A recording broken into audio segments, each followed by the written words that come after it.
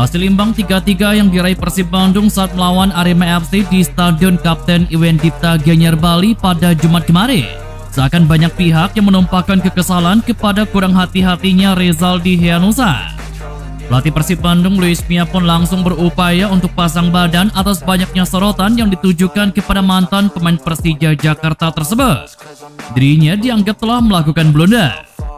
Bahkan Luis Mia menyebutkan bahwa kesalahan Rezaldi bermula dari dirinya yang gagal mengantisipasi rencana Arema. Diketahui Rezaldi Hehanussa masuk di babak kedua menggantikan Edo Febriansyah dengan harapan bisa memberikan tenaga baru bagi pertahanan dan juga serangan Persib Bandung. Namun faktanya malah sebaliknya. Persib yang saat itu dalam keadaan unggul 3-2 atas Arema FC pada menit ke-88 berubah menjadi sama 3-3.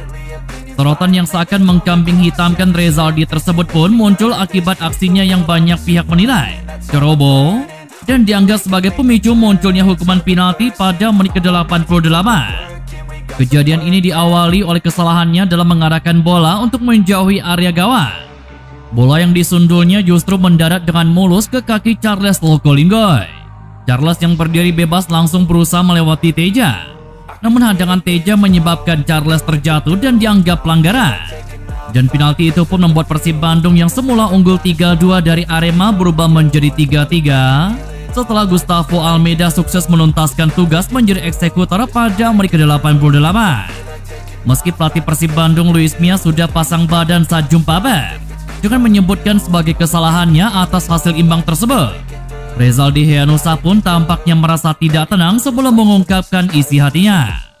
Baru-baru ini Rezaldi Hehanussa mengungkapkan isi hatinya yang intinya mengakui kondisinya saat ini sedang jatuh dan sedang berupaya bersabar serta untuk terus bangun demi mencapai keberhasilan. Ungkapan Rezaldi tersebut diunggahnya di akun Instagramnya pada hari Minggu 9 Juli 2023 siang tadi. Hidup sedang mengajarimu bagaimana bertahan dengan baik. Ketika kamu jatuh, bangunlah untuk memegang impianmu kembali. Ketika kamu ragu, kuatkan doamu supaya Allah menghilangkan keraguanmu. Semua keberhasilan terbaik datang setelah kekecewaan besar yang dihadapi dengan sabar. Tulis Rezaldi Hehanussa. Unggahan tersebut langsung mendapatkan komentar dari sejumlah pemain Persib Bandung lainnya dengan memberikan semangat. Ricky Kambuaya, mantan pemain Persib Bandung yang kini memperkuat Dewa United. Dalam laga lanjutan dari Liga 1 Dewa United kontra PSM Makassar, Ricky Kambuaya berhasil melakukan debut manis. Dewa United mampu kembali memetik kemenangan kedua dengan melibas PSM Makassar, sang juara bertahan Liga 1. Sementara Persib Bandung, klub yang ditinggal Ricky Kambuaya, hanya mampu 2 kali bermain imbang di BRI Liga 1. Laga Tangsel Warrior kontra PSM Makassar sebetulnya berjalan dengan alot. Tim yang diperkuat pemain asal Sorong di pertandingan babak pertama harus mengalami kebobolan terlebih dahulu. Ricky Kambuaya masuk pada babak kedua dengan menggantikan Theo Numberi yang merasakan debut pertamanya. Bahkan seakan memberikan kode ke Persib Bandung yang melepas dirinya ke Dewa United. Ricky Kambuaya bahkan memposting aksi-aksinya dalam laga debutnya bersama Tangsel Warrior di akun Instagram pribadinya.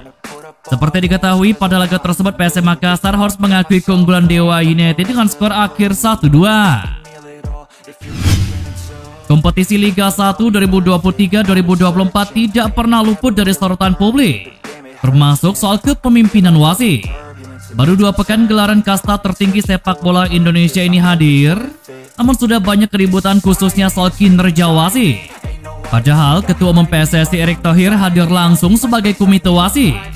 Perubahan pun dilakukan dengan melakukan seleksi saat persiapan kompetisi pada bulan Juni lalu.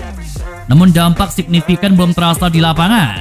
Sebut saja kontroversi yang terjadi akibat kepemimpinan wasit. Belum lagi kepergian 2 wasit gawang yang sudah tidak digunakan lagi dalam gelaran musim ini. Tentu hal ini akan semakin menyulitkan wasit utama dalam mengambil keputusan. Protes keras atas kepemimpinan wasit pun bermunculan bahkan sejak pekan pertama. Klub yang mengeluhkan atas kepemimpinan wasit ini muncul seperti dari PSM Makassar, Persib Bandung, dan terbaru adalah dari Persebaya Surabaya. Dari PSM Makassar, pelatih PSM Makassar Bernardo Tavares tidak menyukai kepemimpinan wasit Agus Fauzan Arifin. Dia menganggap seharusnya wasit menghentikan game ketika ada pemain yang cedera. Kejadian tersebut terjadi pada laga perdana Persija kontra PSM Makassar di Stadion SUGBK. Hal ini karena gol dari Rio Matsumura pada menit ke-81 terjadi ketika pemainnya Yancho Sayuri sedang meringis kesakitan karena terjatuh di dalam lapangan. Yang kedua, Persib Bandung. Persib Bandung menjadi tim yang merasa dirugikan dengan kinerja wasit, di mana Komisaris PT Persib Bandung bermartabat Umum Mokhtar tidak puas dengan wasit Aidil Asmi dalam memimpin pertandingan kontra Arema FC. Pertandingan itu berakhir dengan skor imbang 3-3 dengan 2 gol penalti untuk Arema FC. Sikap wasit yang dipermasalahkan mantan manajer Persib ini adalah kepemimpinan wasit yang dianggap berat sebelah. Umum merasa wasit seharusnya memberikan penalti juga untuk Persib Bandung karena ada pelanggaran yang dilakukan Arema FC, yakni handsball oleh Charles Rafael de Almeida di kotak penalti. Klub ketiga, Persebaya Surabaya. Hasil imbang Persebaya Surabaya atas Barito Putra 1-1 memang diterima lapang dada oleh tim, tapi tidak oleh Presiden Persebaya Surabaya, Asrul Ananda. Asrul menganggap kepemimpinan wasit Thorik Alkatiri ini tidak sigap ketika ada pelanggaran yang dilakukan oleh Bagas Kava. Tak tanggung-tanggung, Asrul menelepon langsung Erick Thohir untuk mengadukan wasit berlisensi FIFA tersebut. Asrul pun memastikan Erick Thohir merespon keluhannya tersebut. Dia mengakui Persebaya pun akan turut melayangkan surat resmi untuk evaluasi wasit. Ex-Ketua Umum PSSI Muhammad Iriawan angkat bicara terkait tudingan federasi kepemimpinannya mewarisi utang sebesar 100 miliar rupiah. Menurut pria yang disapa Iwan Bule itu, utang PSSI yang ditinggalkannya hanya berkisar 30 miliar. Di tengah gegap gempita Piala Dunia U17 2023 serta polemik renovasi Jakarta International Stadium, publik sepak bola tanah air dibuat heboh dengan pernyataan Komite Eksekutif Exco PSSI, Arya Sinulinga, perihal kondisi ekonomi PSSI. Sang Ketua Umum PSSI saat ini, Erick Thohir beserta jajarannya disebut menanggung utang hampir mencapai 100 miliar rupiah. Menurut Arya, utang sebanyak itu mayoritas dipakai untuk akomodasi lawan timnas Indonesia di FIFA Matchday serta Komisi Agent Pemain Naturalisasi.